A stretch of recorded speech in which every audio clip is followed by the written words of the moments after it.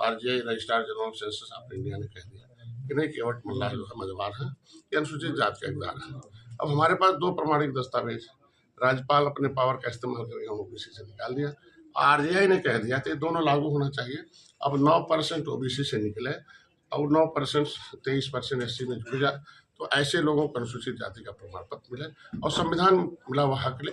तो जिसे लेना है, जिसे मिले वो तो जाना है। ये तो बेचारा झुआ भर हमारे लोग पहुआ पिला के वोट लेके इन्हें बर्बाद कर रहे हैं। इनको जिस तरीके से लेदरमैन पाया, टोपी झंडा नारा लगाया, एक नेता एक पार्टी बनाया, अपने वोट की चोट से, अपने वोट की ताकत से उसने संविधान का हक हिस्सा ले लिया।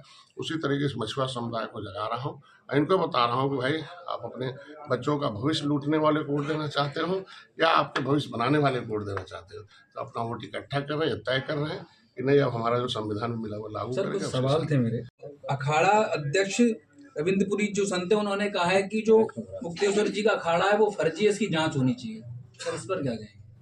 देखिए, कोई भी टिप्पणी करने से पहले माननीय मुख्यमंत्री जी को जनता ने पद दिया है। हमारे लोकतंत्र के मुताबिक जनता ने इस उत्तर प्रदेश में दोबारा मुख्यमंत्री दिया है, क्योंकि उनकी व्यवस्था, उनका सोच, उनका काम कारोबार अच्छे थे। जो उत्तर प्रदेश में 37 वर्ष में हाथी हटाओ साइकिल लाओ, साइकिल हटाओ पंजा लाओ, ये खेला चलता था। लेकिन अब उत्तर प्रदेश की जनता ने कहा नहीं, योगी जी को लाओ। योगी जी हमारे ठीक हैं और उन्होंने अच्छे कार्य किए हैं और उत्तर प्रदेश को सर्वोत्तम प्रदेश बनाया है।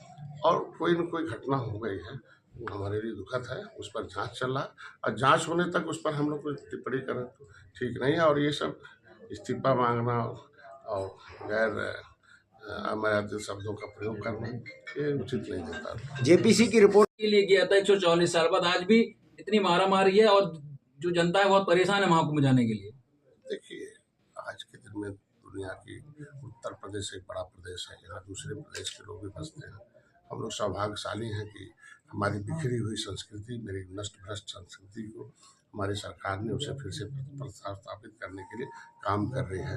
कार्य करने में हम लोग आगे बढ़ रहे हैं। विपक्ष के अलावा सब इन लोगों ने कार्य ही किया होता तो जनता इनको हटाती क्यों? आज के दिन में, आज के दिन में जिस तरीके से उत्तर प्रदेश सर्वोत्तम प्रदेश बन रहा, रेलवेज, रोडवेज, एयरवेज, वाटरवेज, ये सारे वेज इंफ्रास्ट्रक्चर, आज के दिन में हम अर्थव्यवस्था चौपट कर रखा था। विपक्ष के लोगों को तो बोलने का कोई हक नहीं है।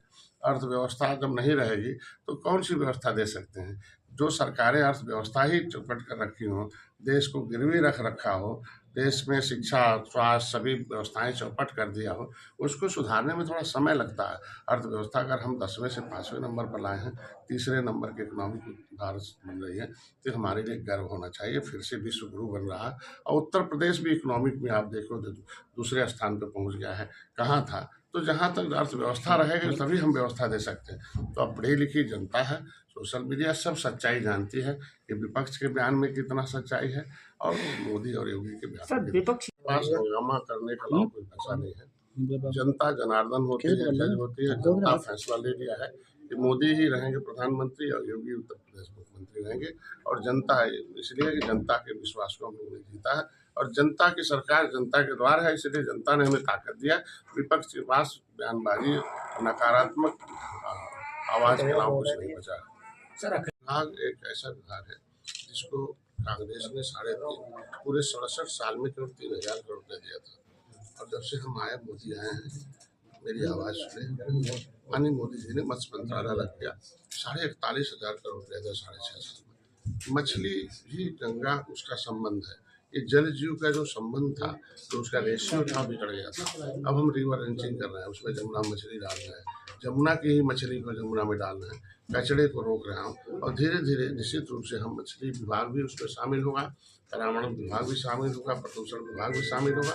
व्यवस्था हमारे हाथ में हो गई है दिल्ली की। निश्चित रूप से दिल्ली से कचड़े आते थे तो कचड़ा दिल्ली के लोगों ने साफ कर दिया है, झाड़ू को हटा दिया, नाम का झाड़ू था कुछ था नहीं, उसे हटा दिया, मोदी के हाथ में आ गया। जैसे प्रयागराज में गंगा साफ है, जमुना साफ है, वैसे ही दिल्ली में भी जमुना साफ हो जाएगी, ये हम विश्वास दिलाते हैं। ये सवाल बार बार समाजवादी पार्टी उठा रही है।